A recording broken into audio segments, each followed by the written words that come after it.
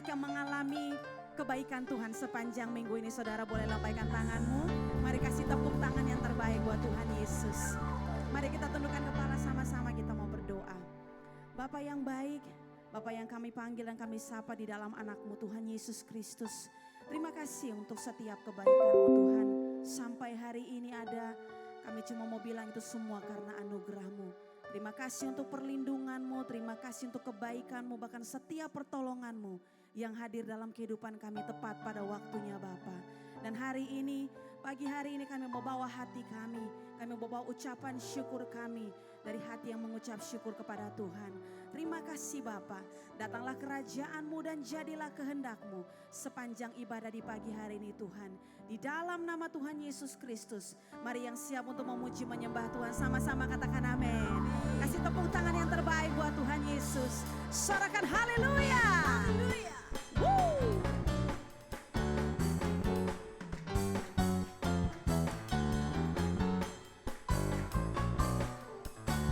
Mari sama-sama katakan pujian ini.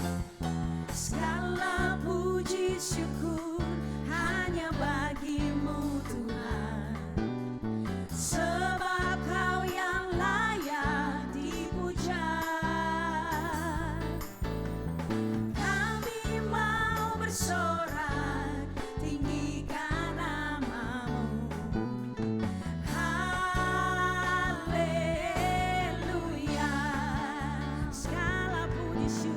Segala puji syukur hanya bagi-Mu Tuhan, sebab Kau yang layak dipuja. Kami mau bersorak tinggikan nama-Mu. Haleluya. Boleh lambaikan kedua tanganmu, katakan soraklah haleluya, soraklah haleluya, haleluya. Soraklah haleluya, soraklah haleluya, haleluya. Yang bersyukur boleh katakan amin. Come on, sing. Segala puji syukur hanya bagi-Mu Tuhan, sebab Kau yang layak dipuja. Kami mau bersorak tinggikan nama-Mu. Haleluya. Sekali lagi katakan segala puji syukur hanya bagi-Mu Tuhan. Amin. Sebab Kau yang layak dipuja. Kami mau bersorak tinggikan nama-Mu. Haleluya.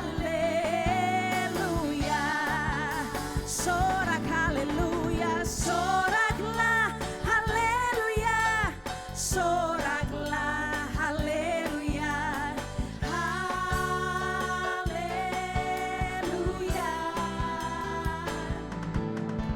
Soraklah haleluya, soraklah haleluya, haleluya. Saya mau dengar wanita-wanita di tempat ini katakan soraklah, come on. Woo. Yang di belakang mana tangannya?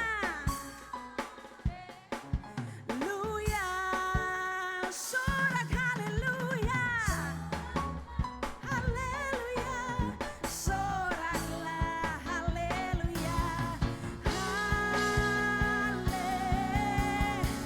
Sama-sama sorak haleluya, soraklah haleluya, soraklah haleluya, haleluya.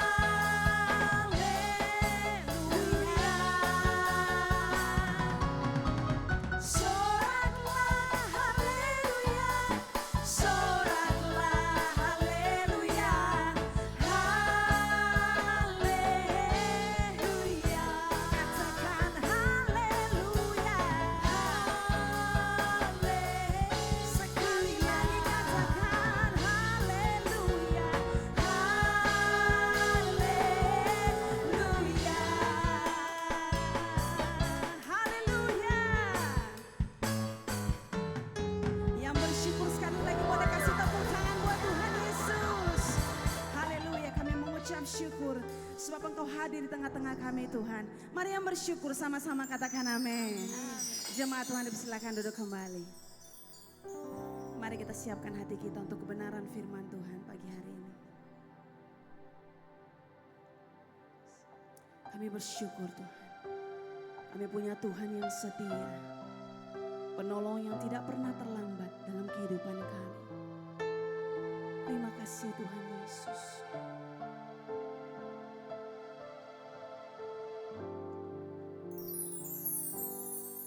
Saat ku berjalan, kasih-Mu menerangi langkahku.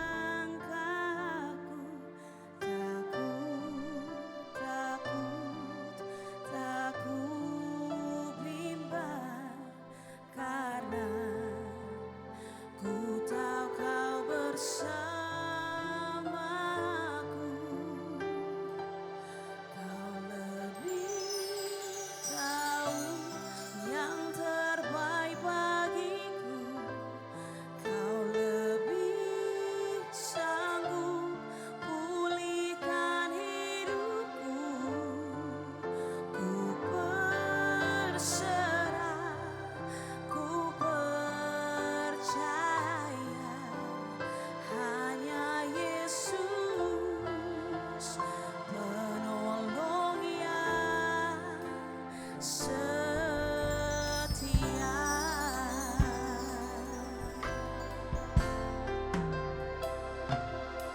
Saat ku berjalan,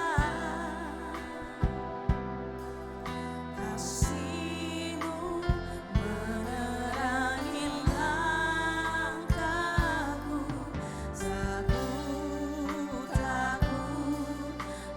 ku bimbang, karena ku tahu Kau bersamaku. Sekali lagi katakan. Saat ku berjalan, kasih-Mu menerangi langkahku. Tak ku bimbang, karena ku tahu Kau bersamaku. Kau lebih tahu yang terbaik bagiku. Kau lebih sanggup pulihkan hidupku. Ku berserah, ku percaya, hanya Yesus penolong yang setia.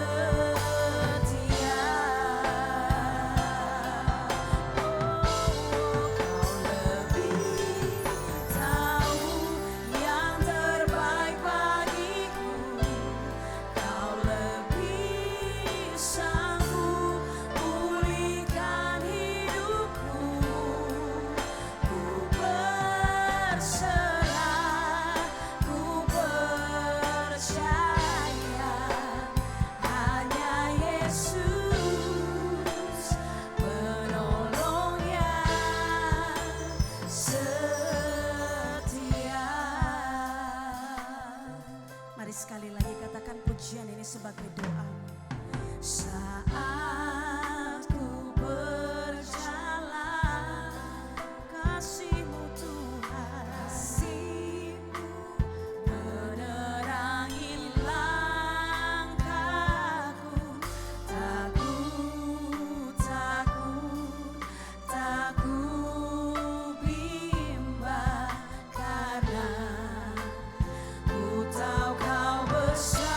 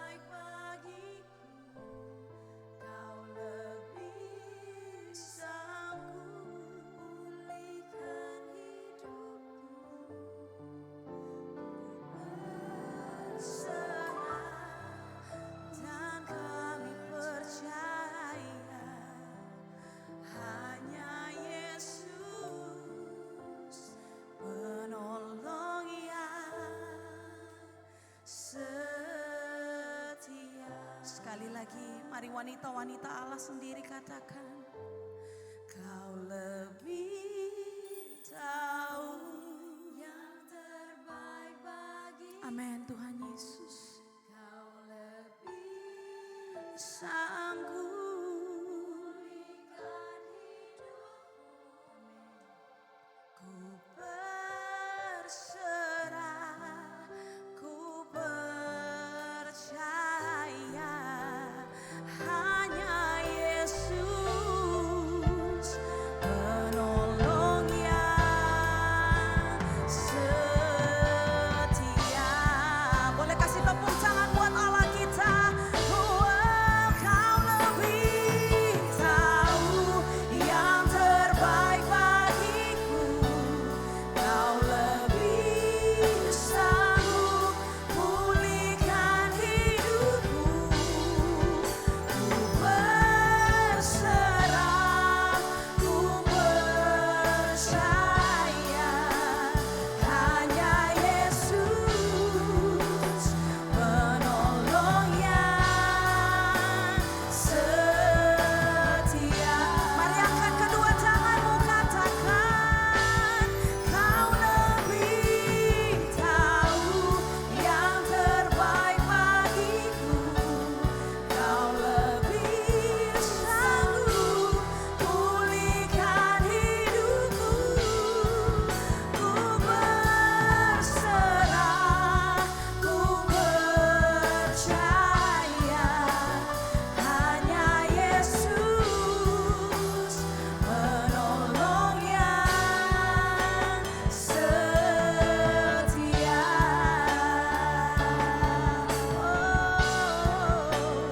Hanya Yesus penolong yang setia.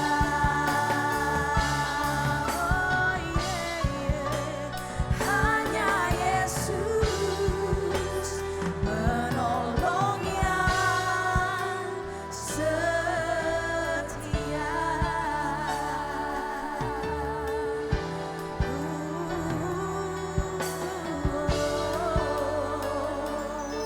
Kami bersyukur kami punya Tuhan yang setia. Engkau hadir di setiap musim hidupku. Bapakku yang baik Tuhan. Mari bersyukur kepadanya. Mari angkat suaramu. Mari buka hatimu. Sembah Dia. Engkau yang kudus hadir di sini. Sungguh Engkau ajaib, haleluya. Shabaralala mahana yaralala mayase. Kubaralala mahana yaralala mayaso. I worship you. Thank you, Jesus. Thank you, Jesus. Kita akan masuk di dalam doa.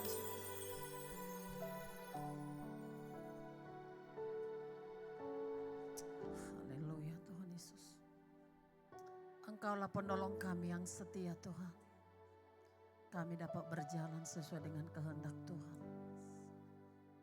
Siang hari ini kami datang berseru di hadapan-Mu ya Tuhan. Inilah kami para wanita-wanita-Mu Bapa. Kami meninggalkan segala aktivitas kami untuk kami boleh bertemu dengan pribadi yaitu Yesus Kristus.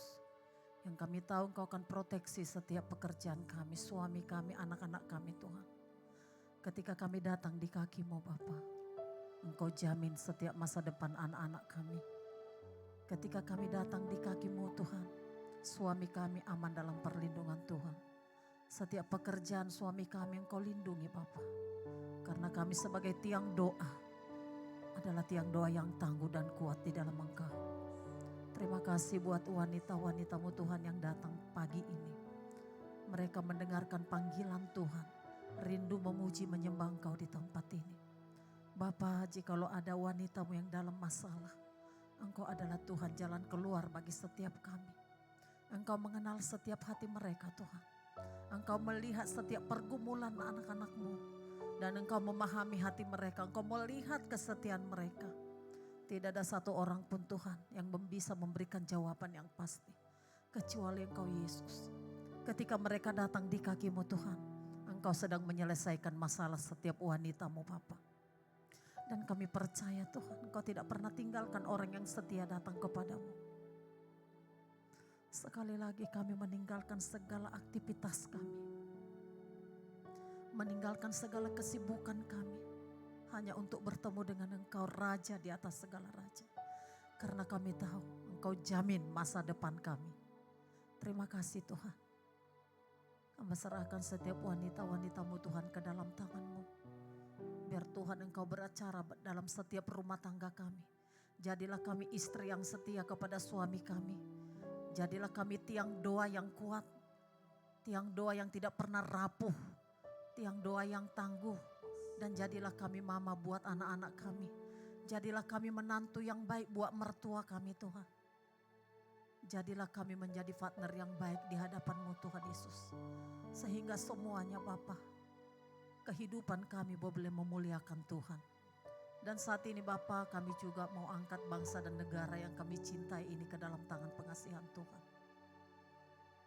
Keputusan MK sudah finish Tuhan. Yang menang sudah ditentukan. Biarlah yang terpilih menjadi presiden, melakukan nanti tugasnya dengan baik. Dan Engkau akan terus mendampingi Tuhan presiden yang terpilih. Karena Engkaulah yang memilih dia juga untuk memimpin bangsa ini Bapa. Terima kasih Tuhan buat keamanan negara kami saat ini. Terima kasih buat semua kebaikan Tuhan atas Indonesia. Tuhan selalu campur tangan atas bangsa ini. Karena kami ada berdiri atas bangsa ini Tuhan. Maka Engkau perhitungkan setiap kami yang berseru kepadamu. Dan kami pertaruhkan sekali lagi bangsa ini dari Sabang sampai Merauke. Dan kami bersepakat berkata melepaskan shalom atas Indonesia. Kami lepaskan damai sejahtera daripada Tuhan untuk bangsa ini Bapa. Terima kasih Tuhan. Sekali lagi bangsa ini ada di hatimu, ada di pikiranmu Tuhan, ada di tanganmu. Dan genggam bangsa ini Bapa. Biar bangsa ini tetap berlutut di kaki Tuhan. Terima kasih Bapa. Kami juga berdoa buat hamba-Mu Immanuel. Engkau yang sudah memilih dia. Yang tadinya dia tidak ada apa-apa Tuhan. Bahkan mungkin dunia juga tidak melirik dia. Tapi Engkau melirik Immanuel Tuhan menjadi seorang pelayan. Menjadi seorang hamba yang berkenan di hadapan Tuhan. Bapa yang baik. Kesaksian hidupnya akan membawa banyak jiwa kepada Tuhan. Apapun yang dia alami sebelum dia mengenal Engkau. Ternyata Tuhan punya rencana yang indah atas hamba-Mu ini. Dan sebentar dia akan berdiri di tempat ini Tuhan menyampaikan isi hati-Mu. Urapi Immanuel Tuhan. Dari ujung rambut sampai telapak kakinya Bapa. Urapi dia. Sembunyikan dia di belakang salib-Mu Tuhan. Ketika dia berbicara Bapa. Ketika dia menyampaikan isi hati Tuhan. Yang bimbang diteguhkan Bapa. Dalam nama Yesus. Tidak ada satu kebenaran yang berasal dari pikirannya sendiri yang akan disampaikan.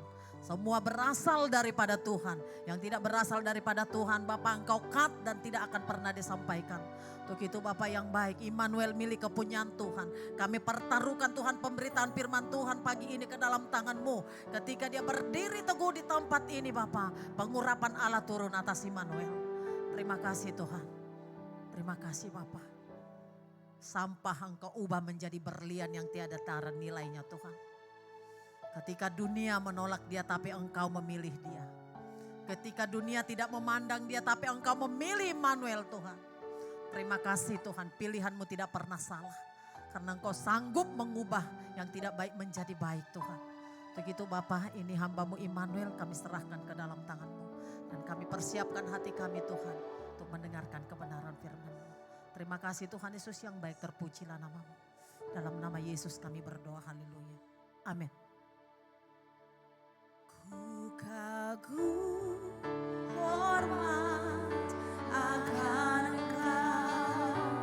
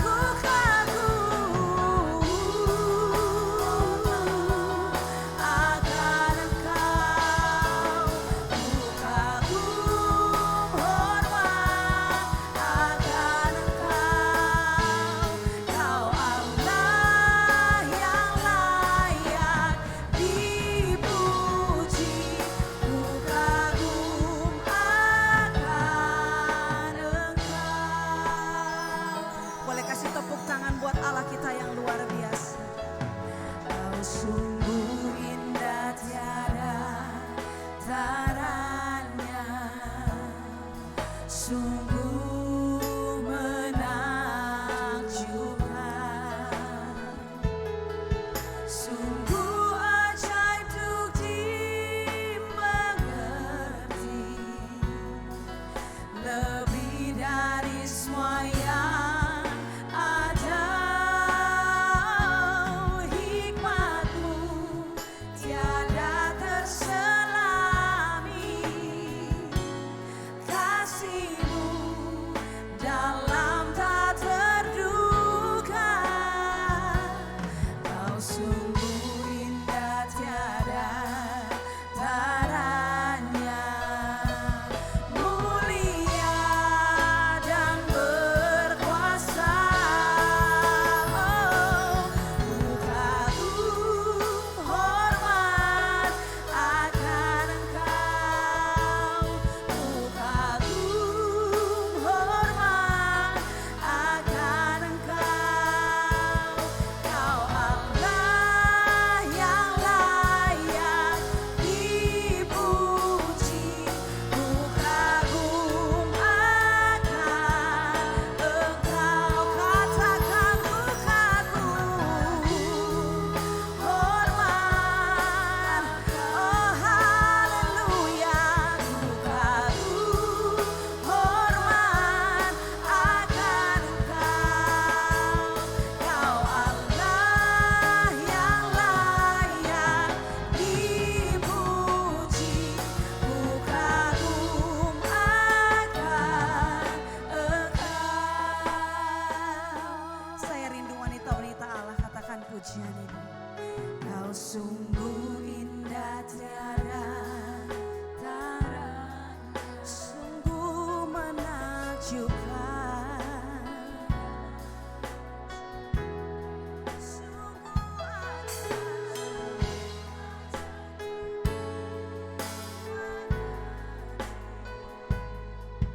lebih dari semua yang ada. Hikmat-Mu, kasih-Mu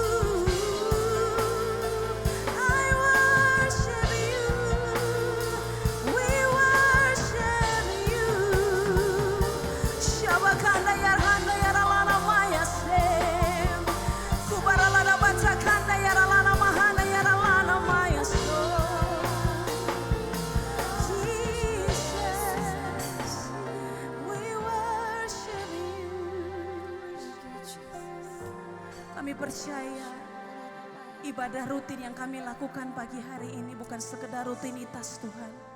Bukan sekedar absen yang kami mau datang Tuhan. Tapi kami sedang melakukan perjumpaan dengan Engkau.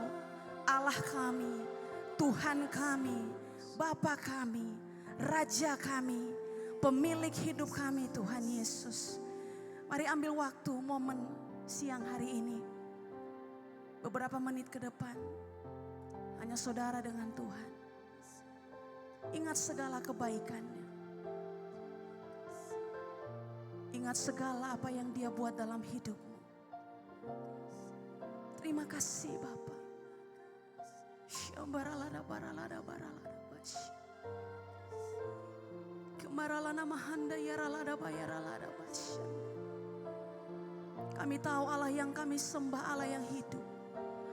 Kami tahu Allah yang kami puji, Allah yang luar biasa, yang tidak pernah meninggalkan kami, yang tidak pernah melupakan kami, yang tidak pernah membiarkan kami berjalan sendiri. Pertolongan-Mu selalu hadir tepat pada waktunya Tuhan. Kami mengucap syukur. Terima kasih Tuhan. Boleh sekali lagi angkat kedua tangan kita sama-sama di hadapan Tuhan. I sing praises to your name, oh Lord, praises to your name, oh Lord, for your name is great and worthy to be praised. I sing praises to your name, oh Lord, praises to your name, oh Lord, for your name is great and greatly to be praised. Mari kasih tepuk tangan buat Allah kita. Say, I sing praises to your name, oh Lord, praises to your name, oh my God, my Lord, for your name is great and greatly to be praised. Ooh, I sing praises to your name, oh Lord, praises to your name, oh Lord, for your name is great and greatly to be praised. For your name is great. For your name is praise and greatly to be praised.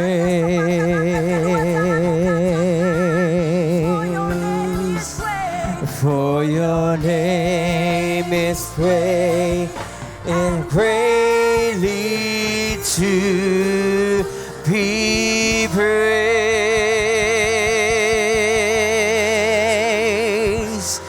Bapak kami mengucap syukur Tuhan Yesus untuk kesempatan pada siang hari ini. Kami boleh ada di tempat ini sebagaimana kami ada.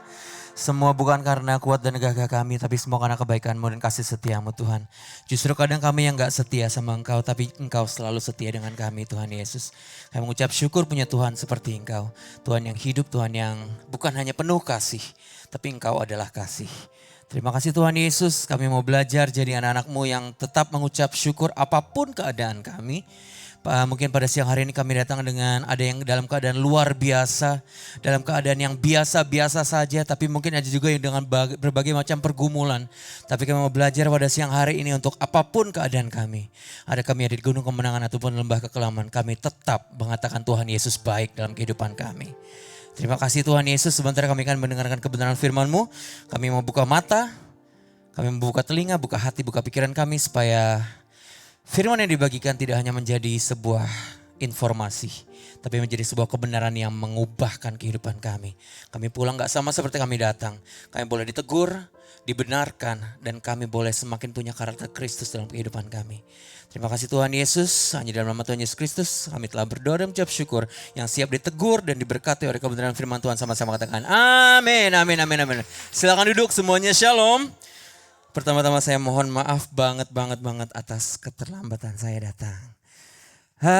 Baik, kalau yang baru pertama kali melihat saya, mungkin saya baru pertama kali di tempat ini, perkenalkan nama saya adalah Immanuel Natalio, umur 37 tahun, single available, belum married, tapi tetap puji Tuhan, Paulus pun tidak married sampai dia mati. Tahu, ada yang tahu? Ada yang tahu? Paulus aja tuh selibat sampai dia mati ya, tapi tetap dipakai Tuhan dengan luar biasa. Saya melayani Tuhan secara full time sebagai youth pastor.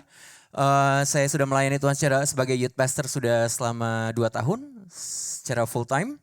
Jadi dari tahun 2000 kira-kira 2021 akhir 2022 awal sampai hari ini. Sebelum saya melayani Tuhan secara full time sebagai youth pastor, saya juga adalah seorang full timer tapi dalam bidang narkoba. Jadi sebelum saya masuk ke dalam sharing firman Tuhan pada siang hari ini, saya boleh kesaksian sedikit. Mungkin ada beberapa yang sudah mendengar, sudah berkali-kali mendengar, bahkan sudah bosan mendengar kesaksian saya.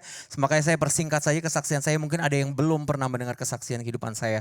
Jadi sebelum saya menjadi pendeta, sebagai youth pastor, melayani Tuhan secara full time, sebelumnya saya sekolah teologi.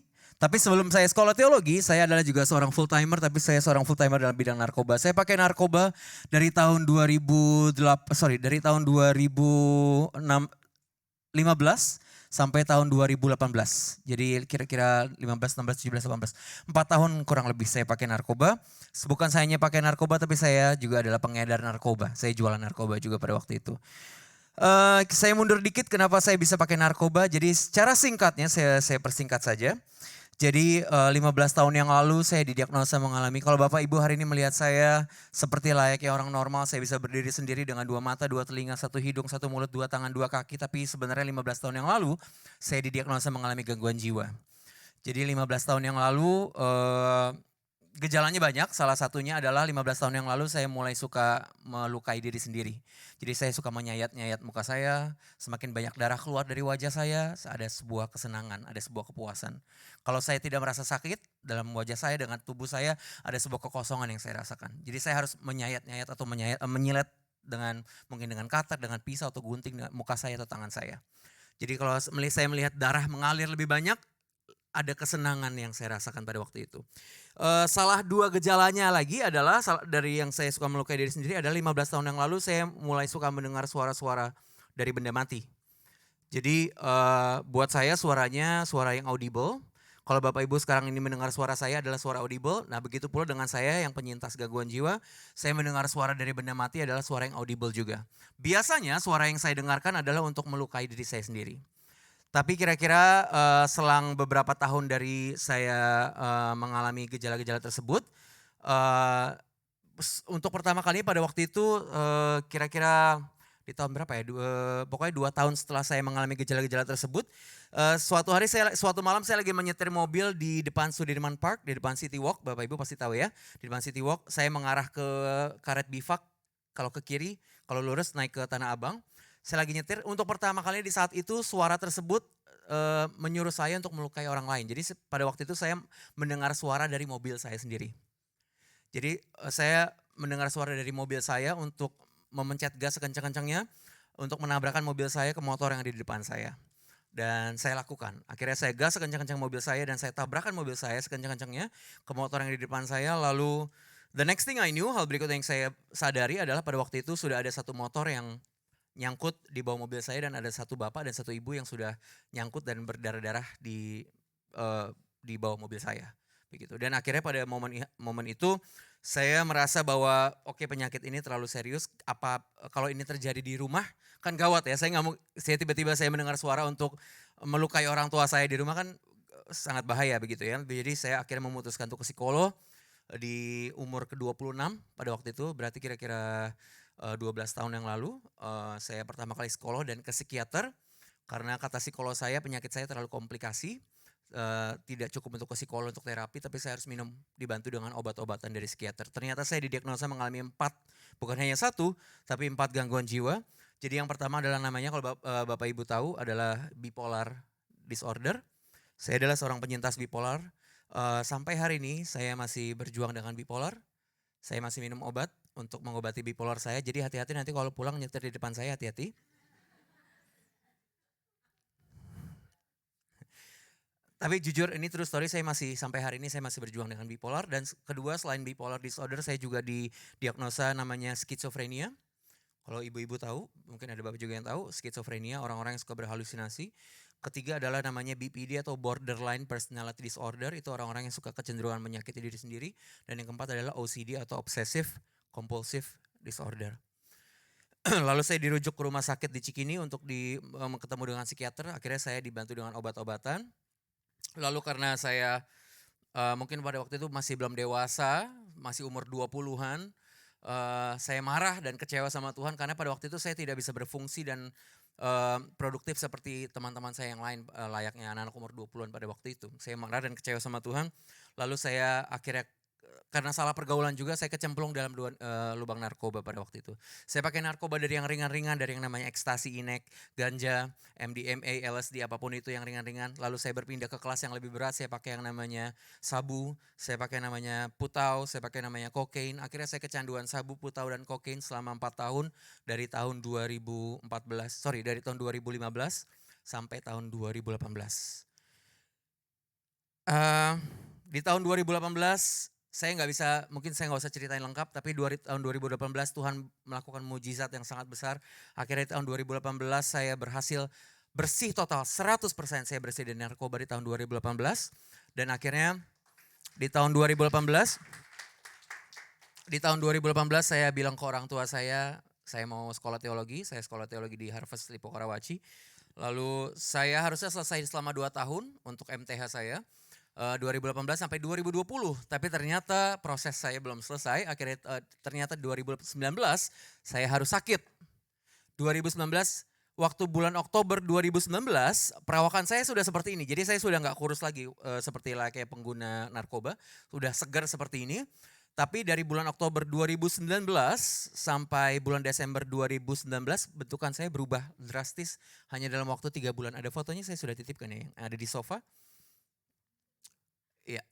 Ya, ini mungkin nggak jelas nggak ya, nggak tahu. Nah, ini bentukan saya waktu Desember 2019. Jadi hanya dalam waktu 3 bulan, 2019 Oktober sampai 2019 Desember. Dari seperti ini, sudah segar, cenderung buncit, langsung seperti ini dalam 3 bulan. Lalu ini adalah foto terakhir sebelum saya dibawa ke rumah sakit. Saya dibawa ke rumah sakit dengan ambulans. Puji Tuhan rumah saya dekat dengan rumah sakit 5 menit gitu ya. Lalu saya dibawa ke rumah sakit, singkat cerita, beberapa hari setelah saya dirawat di rumah sakit, suatu malam, saya ingat sekali waktu itu teman-teman saya baru pulang menjenguk. Malam itu saya kejang-kejang, saya pikir saya mati. Tapi ternyata waktu saya pikir saya mati, ternyata saya koma gitu. Saya koma 4 hari. Singkat cerita, saya nggak usah cerita detailnya. Saya koma 4 hari, saya bangun dari koma, ini keadaan saya waktu koma. Sebenarnya waktu di ICU harusnya nggak boleh ada foto ya. Tapi puji Tuhan ada yang ini bisa ngambil dokumentasi. Jadi ini adalah sebenarnya illegal documentation ya. Tapi nggak apa-apa, ini kan bisa dibuat untuk keperluan kesaksian ya. Ini keadaan saya waktu saya di ICU. Ternyata waktu 4 hari setelah saya koma, lalu saya dirawat lebih stabil keadaannya. Waktu saya koma saya sudah ada selang, ada seperti cup di leher, ini masih ada bekasnya. Saya sudah pakai kateter, sudah pakai ventilator. Waktu itu saturasi oksigen saya tinggal 30 pada waktu itu. Lalu setelah beberapa hari saya dirawat di ICU, saya dipindah ke ruangan biasa lagi, keadaan saya sudah mulai segar. Nah ini waktu itu setelah udah mulai lebih segar ya, nggak terlalu pucat banget. Lalu setelah itu ternyata waktu saya sudah lebih segar, saya sudah bisa diodel-odel lagi sama dokter, saya sudah transfusi darah dan segala macam. Ternyata saya didiagnosa mengalami sakit 3.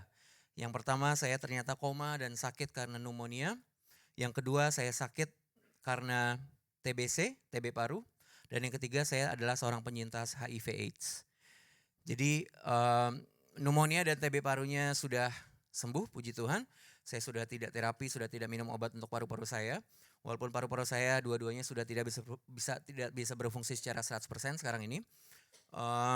Tapi untuk HIV AIDS, kita semua tahu bahwa HIV AIDS belum ada obatnya. Jadi sampai hari ini saya masih harus berjuang dengan HIV AIDS. Dan saya harus berobat jalan seumur hidup. Karena HIV AIDS belum ada obatnya, hanya seperti ada suplemen yang bisa menidurkan virus HIV AIDS-nya. Seperti itu. Dan ini foto terakhir bulan Desember lalu, tahun 2023 saya diundang ke Kick Andy Metro TV untuk waktu Christmas Edition. Mereka mengundang saya untuk menceritakan kisah hidup saya. Saya bukan mau pamer bahwa saya pernah ada masuk TV, tapi saya mau pamer betapa hebatnya Tuhan kita. Amin. Saya mau pamer bukan saya masuk TV, tapi saya mau pamer bahwa Tuhan kita itu adalah Tuhan. Walau betapa kelam dan betapa sampahnya masa lalu kita, bersama Tuhan pasti ada masa depan yang penuh pengharapan. Kalau orang sesampah saya yang dibilang gangguan jiwa, pernah kecemplung free sex, kena HIV AIDS sampai hari ini, gangguan jiwa bipolar, pengguna narkoba, penjual narkoba, udah gak punya masa depan lalu. Tapi lewat kisah hidup saya bisa menginspirasi banyak orang. Saya mengajak Bapak Ibu semuanya pada siang hari ini, yuk kalau saya bisa, Bapak Ibu juga bisa. Bersama Tuhan ada masa depan yang penuh pengharapan. Mungkin kesaksian saya bukan seperti tipikal kesaksian pada umumnya yang Bapak Ibu mau dengar. Sakit sembuh, haleluya. Miskin kaya, wah puji Tuhan. Saya belum sembuh, saya masih berjuang dengan HIV AIDS saya masih minum obat. Dan kata dokter seumur hidup, saya nggak tahu iya apa iya kalau Tuhan suatu hari menyembuhkan saya total, puji Tuhan. Tapi kalaupun iya, saya sampai hari ini memang masih berjuang dengan HIV AIDS, saya masih berobat jalan, check up secara berkala. Saya masih berjuang dengan bipolar, dengan skizofrenia dan segala macam. Saya sampai hari ini masih berjuang, jadi mungkin mohon maaf kesaksian saya bukan tipikal kesaksian yang Bapak Ibu ingin dengar. Sakit sembuh, miskin kaya, jalan buntu lalu dibukakan jalan. Tapi yang saya mau saksikan adalah saya bukan sakit sembuh. Tapi yang saya mau saksikan adalah di tengah kesakitan saya tetap mengucap syukur. Bukankah itu kesaksian yang sesungguhnya? Kalau sakit sembuh, gak perlu jadi orang Kristen. Semua orang pasti bersuka cita. Gak perlu jadi orang Kristen Bapak Ibu. Kalau yang sakit jadi sembuh, agama manapun pasti bersuka cita. Tapi justru yang membedakan kita dengan mereka yang tidak percaya kepada Tuhan Yesus adalah kita tetap bisa mengucap syukur meskipun belum sembuh. Aminnya kecil. Orang Kristen memang lebih suka sakit sembuh memang. Maka dari itu ayo kita jangan punya mental kerupuk jadi orang Kristen yang gampang patah. Sakit sembuh puji Tuhan, sakit gak sembuh kecewa sama Tuhan. Sakit sembuh puji Tuhan, sakit gak sembuh tetap puji Tuhan. Kenapa? Alkitab bilang hidup adalah untuk Kristus, mati mau untung gak?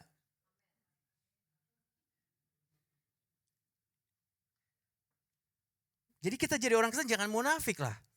Dari Kejadian sampai Wahyu itu ya dan amin. Ya dan aminnya jangan doa ya best doang dong. Anda gak adil.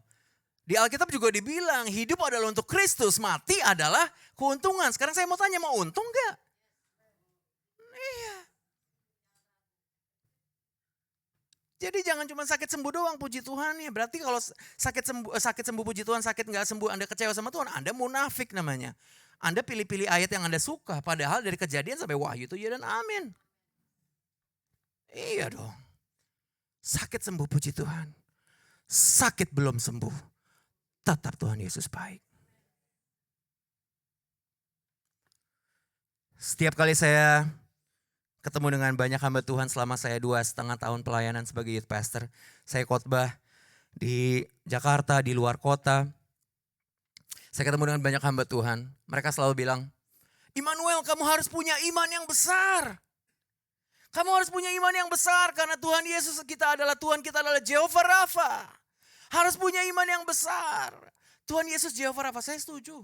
Saya setuju bahwa di Alkitab dikatakan Tuhan Yesus kita adalah Tuhan yang Jehovah Rafa. Tuhan yang sanggup menyembuhkan. Tapi apakah betul kita harus punya iman yang besar? Justru Tuhan selalu mengingatkan saya, Immanuel, kamu gak perlu punya iman yang besar. Kamu harus punya iman yang benar. Bukan besar Bapak Ibu. Kenapa bukan besar? Ini logikanya begini. Kalau Alkitab katakan iman sebesar biji sawi, Bapak Ibu boleh baca di Alkitab. Benih biji sesawi adalah benih terkecil di muka bumi ini. Alkitab mencatat. Jadi iman sebesar benih terkecil di muka bumi ini aja bisa apa? Mindahin gunung. Kan ring jantung Bapak Ibu gak lebih besar dari gunung. Kan diabetes Bapak Ibu gak lebih besar dari gunung. Kan HIV AIDS saya gak lebih besar dari gunung. Kan financial problem Bapak Ibu gak lebih besar dari gunung. Kan masalah rumah tangga Bapak Ibu gak lebih besar dari gunung. Kan diabetes, kan penyakit apapun, problem kehidupan Bapak Ibu kan gak lebih besar dari gunung. Berarti sebenarnya iman gak perlu besar. Karena iman sebesar biji sesawi yang merupakan adalah benih terkecil di muka bumi ini, itu sudah bisa mindahin gunung loh. Berarti iman gak perlu besar logikanya. Tapi iman perlu benar. Bedanya apa? Coba sama-sama kita buka Daniel 3 ayat 17 sampai 18.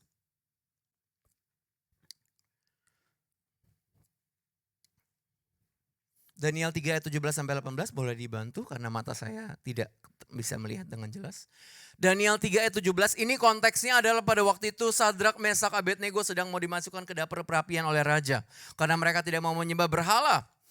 Daniel 3 ayat 17, Sadrak, Mesak, Abednego bilang seperti ini kepada raja. Jika Allah kami yang kami puja sanggup melepaskan kami, maka ia akan melepaskan kami dari perapian yang menyala-nyala itu.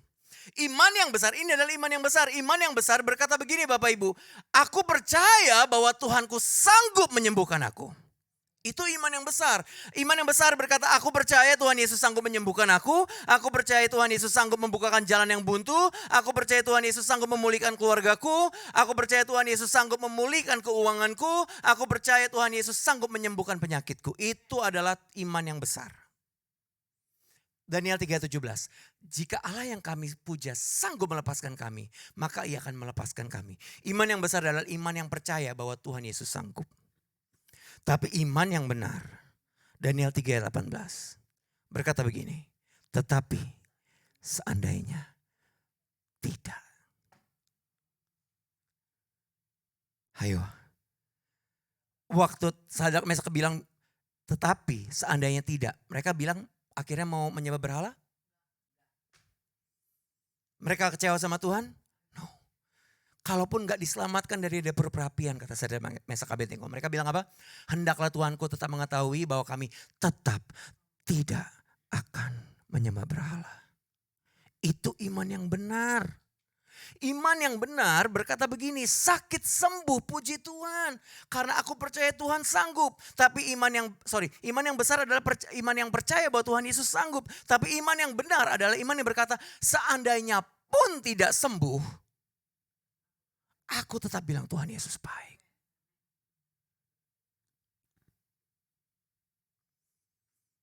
Kebanyakan orang Kristen hanya punya iman yang besar. Oh, percaya Tuhan Yesus pasti menyembuhkan. Kalau Tuhan Yesus pasti menyembuhkan, kenapa sampai hari ini masih ada orang Kristen yang meninggal? Tuhan Yesus sanggup menyembuhkan, iya. Tapi Tuhan Yesus pasti menyembuhkan, ya belum tentu dong. Tergantung waktu kita sudah selesai atau belum. Saya mau bilang begini, kalau Bapak Ibu hanya sekedar punya iman yang besar dalam kehidupan ini, percayalah suatu hari nanti Bapak Ibu akan kecewa sama Tuhan. Kenapa? Saya bisa yakinkan 100% suatu hari penyakit Bapak Ibu tidak akan sembuh. Langsung melotot semuanya pada saya. Ini pendeta sesat ini katanya. Loh, saya bukan logika, benar gak? Saya sekarang mau tanya, sudah punya anggota keluarga yang meninggal karena sakit? Punya? Apakah karena iman dia kurang besar? Apakah karena Tuhan Yesus kurang sakti menyembuhkan penyakitnya? Tidak juga dong. Ya memang karena waktu dia sudah selesai. Jadi kalau memang waktu kita sudah selesai, iman sebesar apapun tidak akan mengubahkan keadaan kita. Karena memang waktu kita sudah selesai. Bukan karena kitanya imannya kurang besar, bukan karena Tuhan Yesus jahat, bukan karena Tuhan Yesus kurang sakti di hari itu, bukan karena penyakitnya lebih sulit dibanding penyakit-penyakit lain untuk Tuhan Yesus sembuhkan, bukan semuanya itu, tapi karena memang waktu kita sudah selesai kok. Jadi kalau kita hanya punya iman yang besar, suatu hari kita percaya Tuhan Yesus pasti menyembuhkan, ternyata tidak disembuhkan, kita hanya punya iman yang besar, ternyata tidak disembuhkan orang, kita akan kecewa sama Tuhan. Tapi kalau kita punya iman yang benar, sembuh, sakit sembuh, puji Tuhan. Sakit gak sembuh, lalu meninggal pun kita bisa bilang, hidup adalah untuk Kristus, mati adalah keuntungan. Jadi milikilah iman yang benar. Secara kalau dibalik begini, kalau punya iman yang besar doang, suatu hari kita akan kecewa sama Tuhan. Tapi kalau kita punya iman yang benar, masalah apapun, kita tetap tidak akan meninggalkan Tuhan. Karena kita bisa bilang, diubahkan, puji Tuhan. Enggak diubahkan, tetap puji Tuhan. Ikuti Sadrak, Mesak, Abednego. Milikilah iman yang besar. Percaya Tuhan Yesus sanggup. Tapi terlebih besar, lebih penting, benar. Seandainya tidak diubahkan, tetap katakan Tuhan Yesus baik. Itu yang saya percaya sekarang. Suatu hari kalau saya sembuh, puji Tuhan.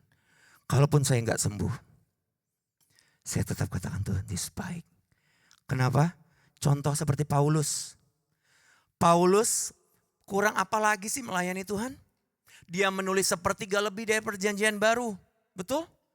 Dia mengabdikan hidupnya seluruhnya untuk Tuhan. Hidup dia enggak dari kafe ke kafe ke kafe. Enggak dari pelataran ke Starbucks kemana. Kalau di sini kan kita masih enak ya bisa jalan-jalan. Hidupnya Paulus tuh enggak seperti itu. Hidup Paulus tuh dari penjara ke penjara ke penjara ke penjara. Dicambuk, disesah. Hidupnya mengabdi hanya untuk Tuhan. Tapi suatu hari dia minta sama Tuhan. Tuhan, aku cuma minta satu Tuhan. Yaitu apa? Duri dalam dagingku boleh dicabut gak? Kata Paulus seperti itu kepada Tuhan. Tuhan cabut duri dalam daging Paulus? Tidak. Sampai Paulus mati. Duri dalam daging Paulus tidak dicabut oleh Tuhan.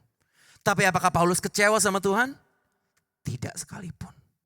Bahkan Paulus menulis kitab Filipi. Bersukacitalah. Dia nulis di mana? Di penjara.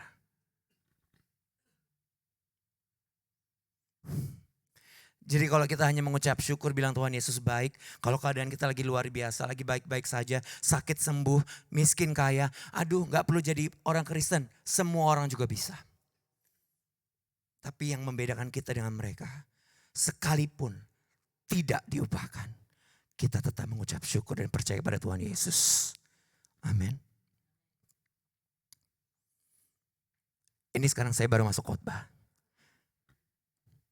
Tadi baru kesaksian ya, saya masih ada waktu 2 jam lagi katanya. Khotbah saya nggak terlalu panjang ya, kira-kira 1,5 jam aja. Judul khotbahnya adalah doa yang berisi esensi, bukan sekedar sensasi. Doa yang berisi esensi, bukan sekedar sensasi. Kita belajar, kalau tadi saya sebut Paulus, saya sangat-sangat relate dengan Paulus. Saya belajar banyak dari Rasul Paulus. Dia orang yang dipakai Tuhan luar biasa. Saya percaya apa yang diajarkan, yang didoakan oleh Paulus adalah hal-hal yang penting, betul? Kita belajar dari isi doa Paulus yang Paulus doakan kepada jemaatnya di Efesus. Doa-doa yang esensi. Kita belajar apa aja sih isi doa yang esensi menurut Paulus. Miris buat saya, kenapa? Karena saya masih sering melihat banyak orang Kristen di zaman sekarang di tahun 2024 mereka tidak mau berdoa yang isinya esensi, tapi lebih hanya sekedar sensasi. Sensasi itu apa? Sakit sembuh, itu sensasi. Oh iya, sakit jadi sembuh pada, wah iya gak? Sakit, gila hebat ya Tuhan ya, sakit sembuh hebat banget nih. Orang lumpuh berjalan hebat, itu sensasi gak? Itu sensasi. Tapi apakah itu esensi kekristenan? Oh tidak. Kesembuhan, mohon maaf, kesembuhan bukan esensi kekristenan. Kenapa bukan esensi kekristenan? Tidak pernah sekalipun dalam Alkitab dikatakan kalau ada orang Kristen sakit menjadi sembuh, sorga bersuka cita. Tidak ada ayatnya satu pun tidak pernah ada. Tunjukkan sama saya ayatnya, sorga bersuka cita kalau ada satu orang Kristen sakit menjadi sembuh. Tidak, yang suka cita siapa? Kita. Yang bersuka cita waktu sakit sembuh bukan Tuhan, tapi kita. Jadi tidak ada ayatnya sakit sembuh, itu tuh sorga bersuka cita. Maka dari itu kesembuhan itu bukan esensi kekristenan. Miskin kaya itu sensasi, bukan esensi. Karena tidak pernah dikatakan dalam Alkitab sekalipun tunjukkan kepada saya ayatnya. Kalau ada orang Tuhan bersuka cita, sorga bersuka cita. Kalau ada satu orang Kristen dari miskin menjadi kaya, nggak ada. Yang bersuka cita siapa? Kita. Tapi dikatakan dalam Alkitab sorga bersuka cita kalau ada satu orang berdosa, bertobat. Itu ada ayatnya. Jadi kesembuhan dan kekayaan bukan esensi kekristenan. Itu bonus. Bonus. Kaya, sembuh itu bonus. Tapi kenapa yang bonus itu justru kita jadikan sesuatu yang paling penting dalam kehidupan kita saat-saat ini? Why? Kita udah mulai menjadi orang Kristen yang egois. Udah salah teologi palsu ini namanya. Kenapa kita selalu berdoa untuk kesembuhan, kita selalu berdoa untuk kekayaan. Orang Kristen saya perhatikan di tahun 2024 masih sering berdoa untuk 3K. Kesembuhan, kekayaan, kenyamanan. Saya tambahin satu, kelancaran. Kelancaran pernikahan, kelancaran bisnis, kelancaran apa. Pokoknya semuanya yang nyaman-nyaman, enak-enak lah pokoknya doanya. Tapi ternyata kata Paulus itu bukan yang esensi, itu semua sensasi. Karena itu tidak ada di Alkitab dikatakan bahwa sorga bersuka cita. Kalau orang Kristen sembuh, orang Kristen kaya, orang Kristen nyaman. Lagi pula Tuhan Yesus tidak pernah menjanjikan kehidupan yang nyaman. Tidak pernah sekalipun coba Bapak Ibu cari Alkitab, di ayatnya di Alkitab. Tuhan Yesus kalau ikut Tuhan hidup pasti nyaman, gak ada. Justru lebih dari sekali dikatakan dalam Alkitab bahwa untuk ikut Tuhan Yesus syaratnya 2. Pikul salib, sangkal diri. Itu nyamannya di mana? Jadi saya mau bilang kepada Bapak Ibu, kalau Bapak Ibu hari ini ikut Tuhan untuk sekedar hidup nyaman, coba cek toko sebelah. Karena kekristenan tidak pernah menjanjikan kenyamanan. Justru Alkitab katakan berbahagialah apabila kita jatuh ke dalam berbagai-bagai. Anak mana yang tidak dihajar oleh bapaknya. Justru bahasa cintanya Tuhan itu bukan kekayaan kesembuhan. Tapi proses itu bahasa cintanya Tuhan. Karena proses bikin kita progres.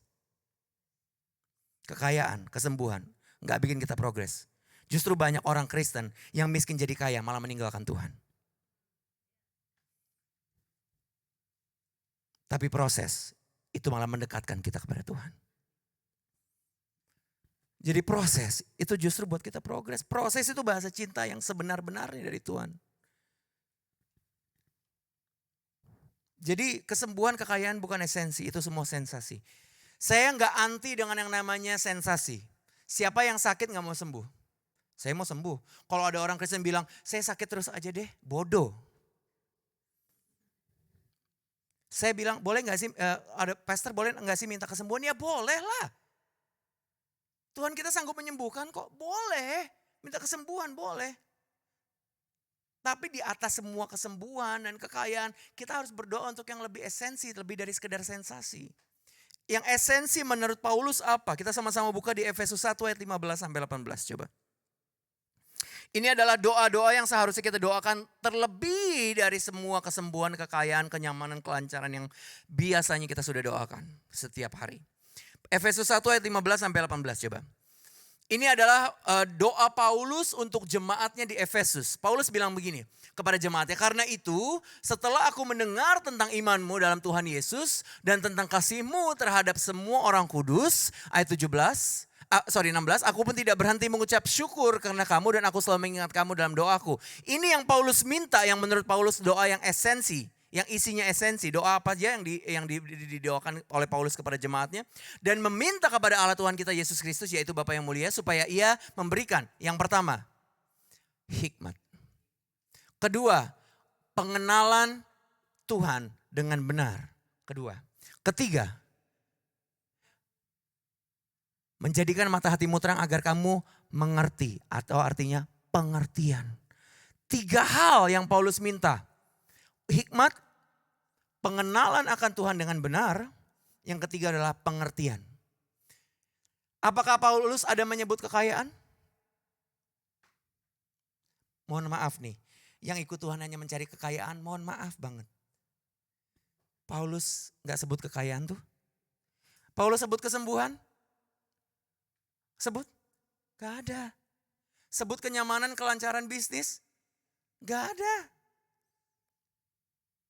Paulus menyebut 3, bukan kenyamanan, kesembuhan, kelancaran, kenyamanan. Tapi yang pertama hikmat, yang kedua pengenalan Tuhan akan yang benar, yang ketiga adalah pengertian.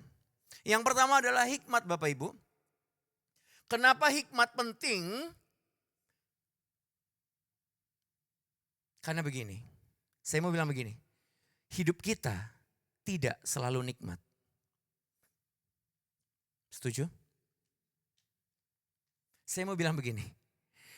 Kalau Bapak Ibu mau kasih persembahan atau enggak kasih persembahan, Bapak Ibu ke gereja atau enggak ke gereja, Bapak Ibu baca Alkitab 2 jam apa enggak baca Alkitab, Bapak Ibu ikut komsel atau enggak ikut komsel, Bapak Ibu saat teduh atau enggak saat teduh, Bapak Ibu ada mesbah keluarga atau enggak ada mesbah keluarga, Bapak Ibu ngasih buah sulung atau enggak ngasih buah sulung, Bapak Ibu ikut pelayanan atau enggak pelayanan, percayalah hidup kita tetap akan banyak masalah. Enggak ada yang setuju. Pada enggak nyampe ini logikanya. Bapak Ibu pikir dengan kita rajin ke gereja kita dijauhkan dari masalah.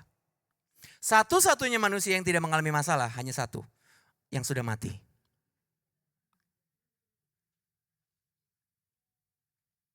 Jadi selama kita hidup, mau kita melakukan kegiatan agamawi selama dan sebanyak apapun, tetap akan ada masalah dalam kehidupan kita kok.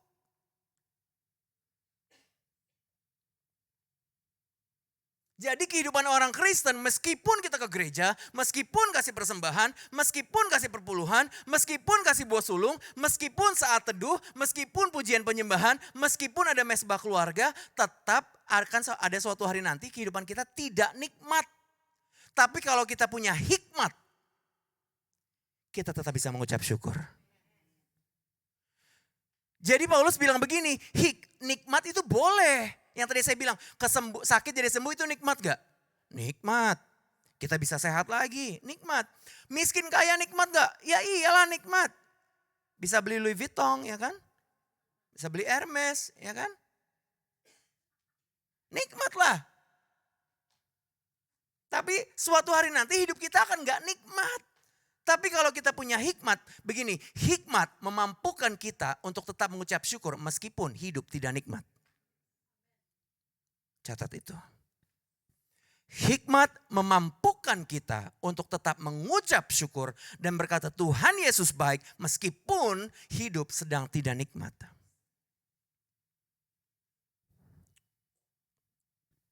Justru kalau Bapak Ibu berpikir bahwa kegiatan agamawi kita akan menjauhkan kita dari masalah. Bapak Ibu kasih perpuluhan supaya kita dijauhkan dari masalah. Kita kasih buah sulung supaya jalan kita dinyamankan, diluruskan, dilancarkan sama Tuhan. Berarti saya mau bilang Bapak Ibu jahat. Kenapa? Karena hubungan Bapak Ibu dengan Tuhan hanya sekedar transaksional. Bukan relasional. Halo? Hubungan kita sama Tuhan harusnya relasional. Kita kasih persembahan bukan supaya kita dikembalikan 2 kali lipat. Hubungan macam apa itu? Anda ngasih buah sulung bukan supaya bisnis Anda diperluas. Bukan. Anda memberikan persembahan, Anda ke gereja, Anda berdoa, Anda saat teduh, Anda baca Alkitab. Karena kita mengasihi Tuhan, itu relasional. Bukan supaya kita diberikan sesuatu kembali oleh Tuhan, itu transaksional. Lalu bedanya Tuhan dengan perusahaan apa? Perusahaan boleh Anda melakukan ini itu bekerja supaya Anda dapat gaji. Itu transaksional. Saya kasih ini, Anda kasih saya ini. Masa hubungan sama ibu-ibu dan bapak-bapak di sini sama seperti perusahaan? Saya begini supaya Tuhan giniin saya. Saya begini supaya Tuhan giniin saya. Gak boleh dong. Saya memberi karena saya sudah diberi. Saya berdoa, saya melakukan semua kegiatan agamawi bukan supaya Tuhan memberikan saya sesuatu, tapi karena saya mengasihi Tuhan. Jadi hubungan kita dengan Tuhan gak boleh transaksional, harus relasional. Jadi hikmat ini adalah sesuatu yang lebih penting dibanding nikmat. Karena hikmat memampukan kita untuk tetap mengucap syukur meskipun keadaan tidak nikmat. Kegiatan agamawi sebanyak apapun tidak akan menjauhkan kita dari kehidupan yang kadang-kadang tidak nikmat. Tapi kalau punya hikmat, kita tetap terus kuat di dalam Tuhan. Jadi milikilah hikmat. Sekali lagi, jangan anti dengan nikmat. Jangan anti. Anda bodoh juga berarti. Saya miskin aja seumur hidup, pastor. Saya sakit terus aja seumur hidup. Enggak. Tuhan itu adalah Tuhan yang Jehovah Jireh. Dia adalah Jehovah Rafa. Minta boleh nggak? Boleh. Jangan anti dengan nikmat, tapi utamakan hikmat. Amin. Yang kedua, Paulus berdoa untuk apa? Pengenalan Tuhan dengan benar. Berarti Paulus tahu ada pengenalan Tuhan yang tidak benar. Makanya Alkitab katakan apa? Akan muncul nabi-nabi palsu di hari-hari terakhir. Yang nabi palsu ajarkan apa? Teologi yang palsu. Makanya Paulus bilang pengenalan, kita jemaat didoakan oleh Paulus untuk punya wahyu untuk mengenal Tuhan dengan benar. Karena Paulus tahu akan ada pengenalan akan Tuhan yang tidak benar. Pengenalan akan Tuhan yang tidak benar adalah begini Bapak Ibu. Saya bisa yakinkan kalau ada hamba Tuhan yang bilang di atas mimbar, ikut Tuhan pasti sembuh. Ikut Tuhan pasti nyaman. Ikut Tuhan pasti kaya. Saya bisa yakinkan itu nabi palsu.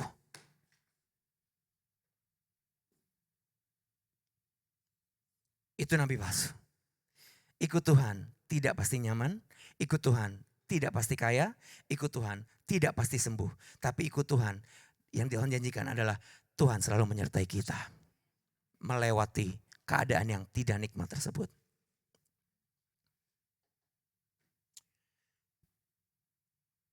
Buktinya apa pastor? Buktinya begini. Kalau Bapak Ibu percaya bahwa ikut Tuhan pasti nyaman, ikut Tuhan pasti kaya, ikut Tuhan pasti sembuh, ikut Tuhan pasti semuanya diluruskan, dinyaman, semua dilancarkan. Saya mau bilang begini, waktu Tuhan Yesus, Bapak Ibu pernah baca gak? Yesus dibawa ke padang gurun untuk apa? Dicobai oleh apa? Iblis. Yang bawa Yesus ke padang gurun siapa? Roh Kudus. Halo. Yesus lagi mengikuti tuntunan Roh Kudus. Dibawa Roh Kudus kemana? Ke tempat yang nyaman?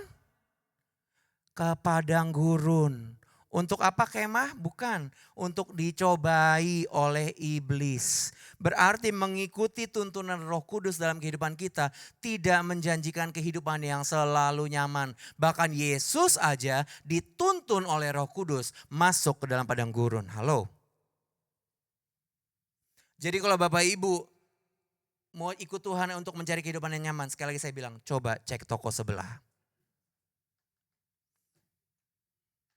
Karena kekristenan tidak pernah menjanjikan kenyamanan, mohon maaf. Itu baru satu. Yang kedua, buktinya apa? Waktu murid-murid Tuhan Yesus diajak oleh Tuhan Yesus untuk bertolak ke seberang naik kapal, betul? Lalu di tengah waktu perjalanan mereka bertolak ke seberang, mereka ketemu dengan apa? Badai, betul? Saya mau tanya, waktu murid-muridnya lagi masuk kapal untuk bertolak ke seberang, mereka lagi mengikuti kehendak siapa? Kehendak Yesus. Loh iya dong, Yesus bilang, ayo murid-muridku ikut kita bertolak ke seberang. Berarti murid-muridnya lagi mengikuti perintah siapa? Yesus. Berarti mengikuti perintah Yesus gak selalu menjanjikan kenyamanan. Justru kadang Yesus, sekarang saya mau tanya, Yesus tahu gak di tengah jalan nanti ada badai? Ya iya dong, tahu dong. Berarti kasarnya begini, Yesus dengan sengaja. Yesus dengan sengaja membawa murid-muridnya ke dalam ke dalam badai. Sengaja kan Yesus? Yesus tahu nggak di tengah ada badai? Tahu, tapi still dia tetap ngajak murid-muridnya ke tengah, bertolak ke seberang. Berarti dia kan Yesus dengan sengaja membawa murid-muridnya ke tengah badai. Tapi ingat Yesus walaupun sekalipun membawa kita ke dalam ujian, bukan karena dia main-main, bukan karena dia jahat, tapi semuanya punya tujuan. Berbahagialah apabila kita jatuh dalam berbagai-bagai pencobaan, karena disitulah iman kita diuji. Proses adalah fasilitas supaya kita progres. Jadi badai, padang gurun, semua punya tujuan. Yaitu supaya hidup kita progres. Karakter kita dimurnikan. Saat kita mengalami tekanan, kita dimurnikan. Jus jeruk sama buah jeruk mahal mana? Jus jeruk, saya tidak pernah melihat buah jeruk lebih mahal dari jus jeruk. Olive oil sama buah olive mahal mana? Olive oil. Wine sama buah anggur mahal mana? Wine. Kenapa mereka semua lebih mahal? Karena sudah melalui proses. Jeruk sudah mengalami tekanan, jadi jus jeruk. Olive sudah mengalami tekanan, menjadi olive oil. Anggur sudah mengalami tekanan, menjadi wine. Sehingga semua harga mereka menjadi lebih mahal. Saat kita mengalami tekanan, padang gurun, badai, proses apapun, kita dipandang lebih mulia oleh Tuhan. Karena kita sudah melewati proses. Tapi masalahnya orang Kristen gak suka proses. Maunya langsung progres. Itulah, saya selalu ingin membangun, karena saya youth pastor ya, saya ingin membangun anak-anak muda yang mental kekristenan bukan mental tempe, mental kerupuk yang dikit-dikit patah. Jadi orang Kristen harus kuat. Proses apapun hadapin. Jangan lari dari proses. Kalau sakit jangan buru-buru ditengking. Saya bingung sama orang Kristen zaman sekarang. Sakit langsung panggil pendeta, tolong tengking ya penyakit saya. No, jangan tengking dulu. Percaya nggak berkat punya tujuan? Percaya nggak sakit juga punya tujuan? Karena tidak ada satu helai rambut pun jatuh dari kepala kita tanpa seizin Tuhan. Jadi kalau berkat punya tujuan, sakit pun punya tujuan. Jadi sebelum sakitnya ditengking, tanya dulu Tuhan tujuannya apa. Gitu loh. Tanya dulu sebelum penyakitnya ditengking, jangan langsung buru-buru telepon pendeta, ya kan? Tanya dulu Tuhan dari kejadian ini apa yang Tuhan mau ubahkan dari kehidupanku. Cara pikirku kah, cara pandangku kah, sikap hatiku kah, karakterku kah, cara bekerjaku kah, gaya hidupku kah, atau apa yang Tuhan mau ubahkan. Kalau sudah ketemu tujuannya baru nanti Tuhan sembuhkan kok. Kalau nggak Tuhan gak sembuhkan pun ya hidup adalah untuk Kristus, mati adalah keuntungan. Mental orang Kristen sekarang tuh, mohon maaf, mental kerupuk, dikit-dikit patah. Sakit langsung panik. Tuhan gimana ini sembuhkan aku. No, tanya dulu Tuhan maksudnya apa ini. Apa yang Tuhan mau lakukan dalam kehidupanku. Renungkan dulu firman Tuhan. Jangan lalu langsung telepon pendeta. Pak pendeta tolong doakan saya. Apalagi pendetanya datang berdoa kasih PHP, pemberi harapan palsu. Pasti sembuh, tenang aja, pasti sembuh.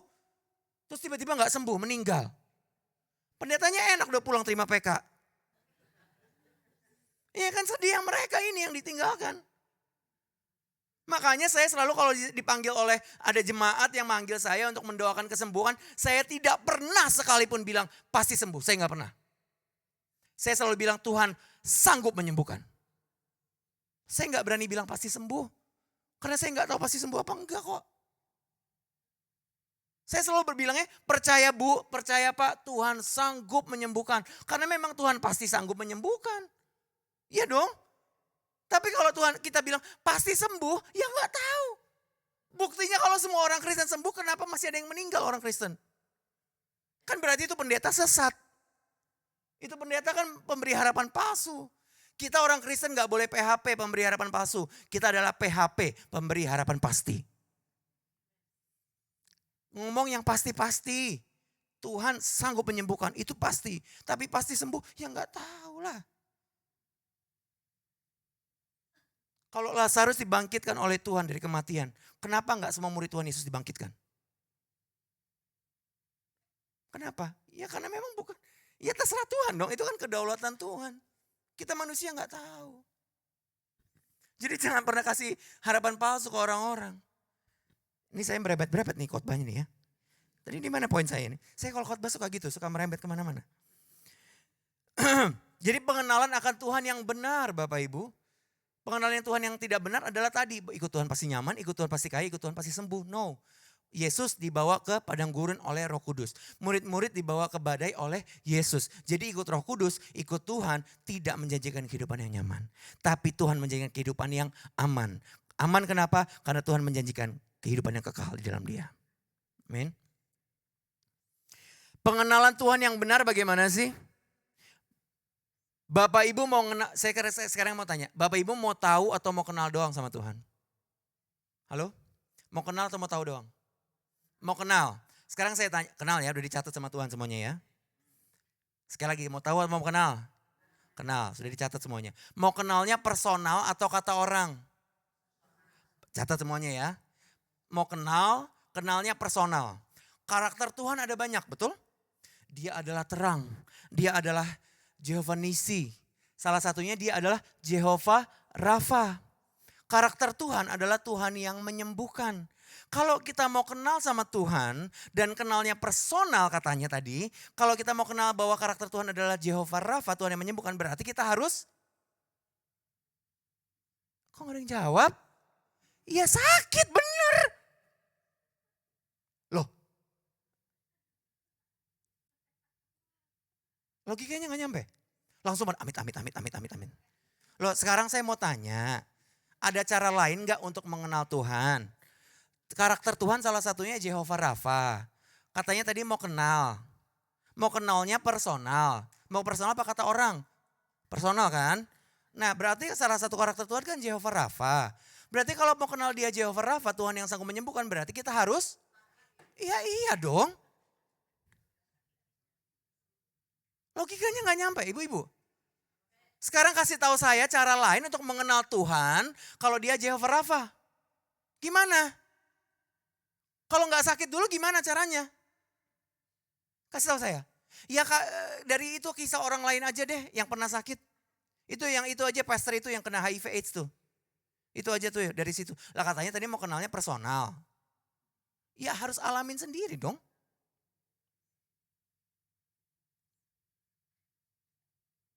Ya kan bisa pastor dengan baca Alkitab aja kita bisa kenal Tuhan.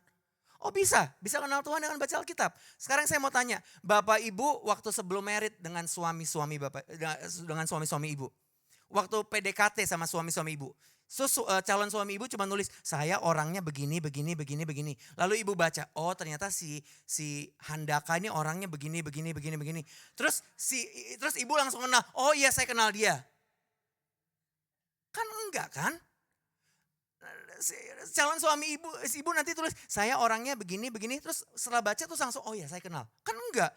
Jadi dengan membaca resume karakter Tuhan aja tuh enggak cukup. Terus kita langsung kenal Tuhan gitu dengan membaca oh Tuhan Jehovah Rafa, Tuhan Jehovah Jireh, Tuhan Jehovah Shalom, Tuhan Jehovah Nisi. Baca gitu coba. Sekarang HRD coba. HRD dikasih CV sama calon employee. Dia baca oh saya orangnya hardworking, punctual, gini. Terus langsung oh iya saya kenal kamu. Enggak bisa dong. Harus kasih waktu dulu untuk lihat kinerja dia di lapangan betul-betul dong. Jadi kalau mau kenal Tuhan juga gak bisa cuma baca karakter-karakter Tuhan dalam Alkitab. Jadi baca Alkitab aja gak cukup, mohon maaf. Kalau mau kenal dia Jehovah Rafa, ya harus sakit dulu. Sekali lagi saya tekankan, Tuhan tidak memberikan penyakit. Tidak. Alkitab tidak mencatat Tuhan memberikan penyakit. Tidak pernah Tuhan. Tapi Tuhan mengizinkan kita mengalami suatu kondisi sakit. Justru harusnya waktu kita sakit kita mengucap syukur. Kenapa? Karena dari situ Tuhan bilang, son, I'll give you the facility. Kita lagi dikasih fasilitas sama Tuhan untuk mengenal Tuhan lebih dekat.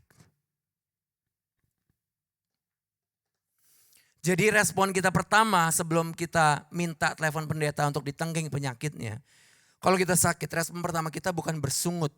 Tapi bersyukur. Bersyukur kenapa? Karena kita sudah dipilih Tuhan untuk mengenal dia lebih dalam dibanding orang lain.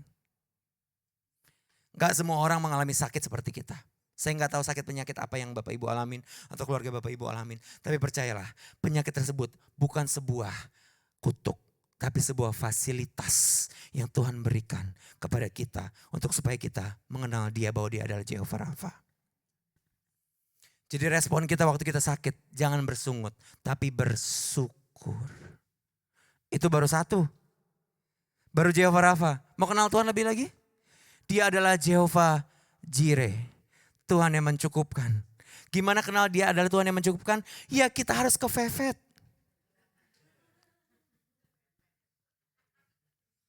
Kalau hidup kita nggak pernah kefefet, hidup kita selalu berlimpah. Oh, mau beli Hermes gampang, mau beli ini gampang, mau minum di sini gampang, mau beli itu gampang.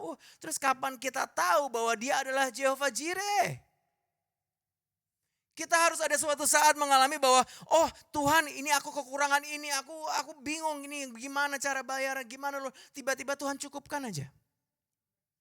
Dan dari situ baru kita kenal, oh ternyata benar ya Tuhan kita adalah Jehovah Jireh. Jadi waktu kita lagi kefefet, jangan bersungut, tapi bersyukur. Karena itu juga adalah fasilitas yang Tuhan berikan. Untuk mengenal dia adalah Jehovah Jireh. Dia adalah apa lagi? Dia adalah terang, betul?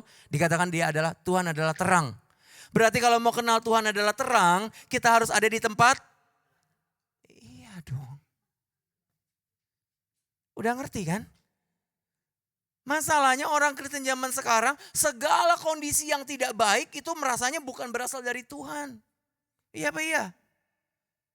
Ini serangan iblis nih. Ini serangan iblis nih, kita tengking nih. Halo, Roh Kudus bawa Yesus ke padang gurun. Yesus bawa muridnya ke tengah badai. Jadi kalau kita lagi mengalami badai, padang gurun, jangan selalu bilang, ini serangan iblis nih. Kasihan iblis. Orang dia cuma diem doang di neraka. Gak ngapa-ngapain loh dia. Kok saya bingung orang Kristen zaman sekarang takut sama iblis, saya bingung. Udah jelas Alkitab bilang roh yang ada di dalam kita lebih besar. Gak perlu takut sama iblis. Iblis sudah diinjak sama Tuhan. Dikit-dikit serangan iblis nih. Serangan iblis nih. Tengking nih. Katanya roh kita lebih besar daripada roh yang ada di dunia. Kalau bapak-bapak bilang dikit-dikit serangan iblis, berarti roh iblis lebih besar dari roh kita dong. Katanya kita kan mencatat, roh kita lebih besar dari roh apapun yang ada di dunia. Berarti jangan serangan iblis nih. Iblis udah kalah. Jangan membesar-besarkan iblis. Dia gak punya kemampuan apa-apa, halo. Segala yang terjadi sudah sesuai dengan kehendak Tuhan, rancangan Tuhan. Jadi jangan dikit-dikit serangan iblis, ditengking serangan iblis, ditengking. Enggak, tanya dulu Tuhan mau lakuin apa dalam kehidupanku. Lewat situasi kondisi yang Tuhan izinkan terjadi dalam kehidupanku. Itu pengenalan Tuhan akan yang benar. Amin. Yang terakhir, singkat saja saya tutup. Yang ketiga adalah pengertian. Pengertian adalah hal ketiga yang penting, yang esensi yang kita doakan. Seperti kita belajar dari doa Paulus. Kenapa pengertian penting? Begini Bapak Ibu, kalau kita nggak mengerti bahwa Tuhan adalah Alfa Omega. Tuhan adalah Tuhan yang pegang kendali atas kehidupan kita. Tuhan adalah Tuhan yang tahu lebih banyak dari kita. Tuhan adalah Tuhan yang memberikan rancangan yang terbaik dalam kehidupan kita. Suatu hari kita akan kecewa sama Tuhan. Kita harus punya pengertian itu. Banyak orang Kristen tidak mengandalkan pengertian, tapi mengandalkan bukan pengertian, tapi pengalaman. Halo, terutama mohon maaf sekali, terutama orang-orang kaya. Saya dulu mulai dari karyawan, sekarang saya owner bisnis. Bisnis saya udah terbuka nih, udah Forbes. Pengalaman saya sudah banyak. Pengalaman saya CEO, the most wanted CEO in town. Pengalaman saya sudah banyak, saya sudah menjanjikan apa yang saya sentuh berubah menjadi emas. Apa yang saya kerjakan berhasil. Pengalaman saya sudah banyak, buktinya waktu kita COVID ketakutan semua kan? Mana pengalaman Anda? Berguna enggak? Katanya CEO paling hebat. Katanya top 40 richest people in Indonesia. Waktu COVID pada ketakutan semua, pada rebutan tabung oksigen kan? Iya kan? Mana pengalaman Anda katanya orang paling hebat? COVID aja ketakutan. Berarti pengalaman Anda nggak berguna. Jangan mengandalkan pengalaman. Anda mau sehebat apapun, pengalaman sebanyak apapun, nggak berguna. Percayalah. Kalau kita nggak punya, bukan pengalaman, pengertian. Pengertian bahwa apapun yang terjadi, Tuhan tetap pegang kendali. Ada lagi yang mengandalkan bukan pengalaman, tapi pertemanan. Wih, saya kenal orang hebat. Tenang aja. Saya kenal Jokowi. Saya kenal menteri-menteri. Saya kenal jenderal. Saya kenal BNN. Saya kenal polisi. Saya kenal TNI. Saya kenal orang-orang penting. Saya kenal owner ini. Saya kenal owner itu. Saya kenal owner bisnis yang paling besar. Saya kenal orang paling kaya di Indonesia. Saya kenal ini. Sekarang saya mau cerita begini. Saya waktu COVID kemarin. Saya punya teman. Wanita. Teman saya. Dia ini orang tajir. Tajirnya bukan tajir biasa. Tajir melintir, tir. Melintir, tir. Omnya kena COVID. Waktu itu COVID yang banyak orang meninggal apa ya? Delta. Omnya kena COVID Delta. Omnya langsung ngedrop pada waktu itu. Mau dibawa ke rumah sakit. Dia kenal dengan yang punya rumah sakit, mohon maaf, bukan dokter. Wah, kenal dokter mah biasa. Teman saya kenal owner yang punya rumah sakit. Yang punya rumah sakit dia kenal. Dia tajir melintir, dia kenal punya rumah sakit. Dia dengan enaknya bawa omnya yang sakit ngedrop COVID Delta masuk rumah sakit. Dapat ruangan? Mohon maaf, enggak. Ya mohonlah dibantulah, ini kan kita kenal. Bukan nggak mau dibantu, udah penuh banget. Bukan nggak mau dibantu, penuh banget. Saya ceritain, akhirnya omnya sampai sekarang masih hidup, mohon maaf, meninggal. Meninggal karena COVID Delta. Kenapa? Karena yang diandalkan adalah pertemanan. Koneksi. Ternyata koneksi nggak bisa ngebantu kita tuh. COVID. Semua orang kaya pun keok. Anda mau kenal siapa? Mau kenal Jokowi? Tetap keok kok. Itu baru ngadepin COVID loh. Dan saya bisa janjikan, mohon maaf, dunia ini nggak akan menjadi lebih baik. Mungkin akan ada pandemi-pandemi berikutnya nanti ke depannya. Karena Alkitab katakan, akan datang hari-hari yang sukar. Akan ada masa-masa yang sukar di hari-hari terakhir, kata Alkitab. Dunia ini gak akan menjadi lebih baik. Dunia akan menjadi semakin bobrok, semakin bobrok, semakin bobrok. Kalau nanti akan ada pandemi lagi, waktu COVID aja, pertemanan dan pengalaman tidak bisa menyelamatkan kita. Semua orang kaya akhirnya semua berbaur dengan orang yang gak punya, rebutan tabung oksigen itu. Berarti pengalaman, koneksi, pertemanan, prestasi, apalagi kekayaan, harta, tahta, strata gak bisa menyelamatkan kita dari namanya pandemi. Semuanya jadi manusia yang sama aja. Tapi yang kita bisa andalkan adalah bukan pengalaman, bukan pertemanan, tapi pengertian. Kalau kita punya pengertian, apapun yang terjadi, kita mengerti bahwa dia adalah Alfa Omega. Apapun yang terjadi, kita mengerti bahwa dia tetap pegang kendali. Apapun yang terjadi, kita tetap punya pengertian bahwa rancangan dia adalah yang terbaik dalam kehidupan kita. Kita tetap bisa mengucap syukur dalam segala keadaan. Saya mau tutup. Jadi sekali lagi, jangan anti dengan yang sensasi. Sakit sembuh, itu sensasi karena itu bukan poin penting dalam sorga. Bagi Tuhan itu bukan poin penting. Tapi jangan anti dengan sakit sembuh. Mintalah kesembuhan. Tuhan sanggup menyembuhkan. Bukan pasti menyembuhkan, tapi Tuhan sanggup menyembuhkan. Kalau Anda sekarang masih dalam keadaan yang kekurangan, mintalah untuk dicukupkan sama Tuhan. Karena Tuhan adalah Jehovah Jireh. Dia sanggup mencukupkan kita. Mintalah, jangan anti dengan yang sensasi. Sakit sembuh, miskin kaya, jalan buntu dibukakan. Jangan anti dengan semuanya itu. Tapi terlebih dari semua yang sensasi, utamakan yang esensi. Yaitu apa? Hikmat. Hikmat penting kenapa? Karena hidup tidak selalu nikmat. Tapi kalau kita punya hikmat, kita tetap bisa mengucap syukur. Yang kedua, pengenalan yang benar akan Tuhan. Bahwa walaupun keadaan tidak nyaman, tapi disitulah Tuhan izinkan kita untuk mengenal Dia lebih dekat dengan benar. Yang ketiga adalah pengertian. Kalau kita punya pengertian, dia pegang kendali, rancangan adalah yang terbaik. Sehelai rambut pun tidak jatuh tanpa seizin Tuhan. Percayalah, dalam keadaan apapun kita tetap bisa mengucap syukur. Tuhan Yesus memberkati. Saya panggil pemusik, boleh maju ke depan, kita nyanyikan satu lagu boleh. Kita pejamkan mata sama-sama ibu-ibu, bapak-bapak, kita berdoa kepada Tuhan, kita hampiri tahta Tuhan.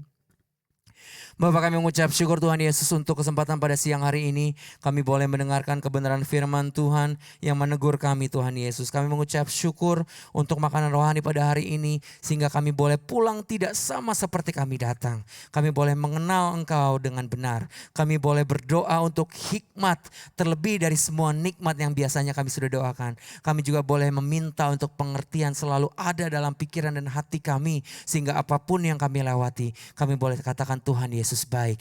Kami tetap mengucap syukur apapun keadaan kami. Kami ada di gunung kemenangan atau di lembah kekelaman sekalipun. Kami tetap mau mengucap syukur.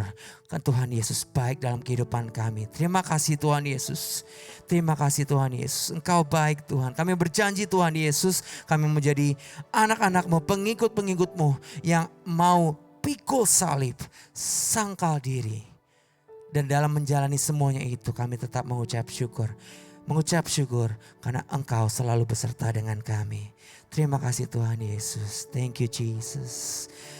Semusim berlalu, namun Kau selalu peliharaku.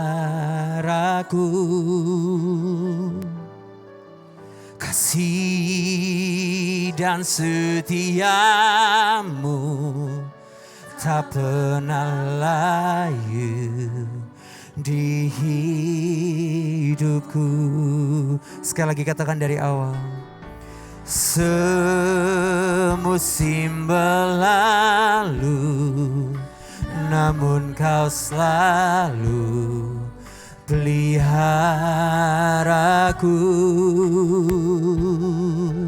Kasih dan setiamu tak pernah layu di hidupku. Lebih luas dari samudra kebaikan-Mu Bapa takkan habis di hidupku. Lebih tinggi dari cakrawala, tak terbatas kasih-Mu. Sungguh lebih luas dari samudra. Kebaikan-Mu Bapa takkan habis di hidupku. Lebih tinggi dari cakrawala, tak terbatas kasih-Mu. Sungguh, cepat saja katakan lebih luas. Amin.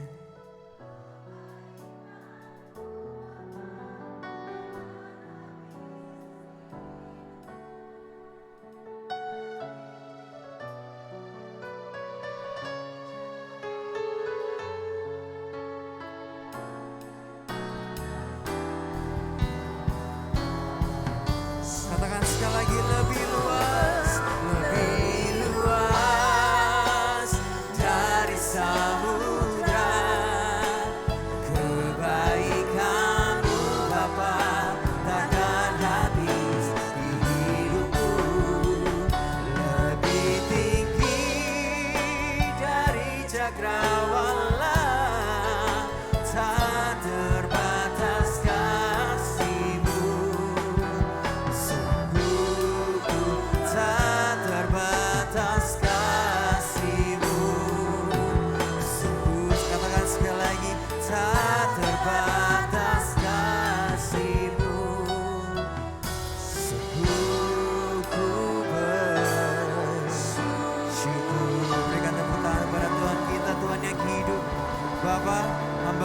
selesai berbicara pada siang hari ini, tapi hamba mau berdoa supaya Engkau tidak pernah berbicara kepada setiap kami.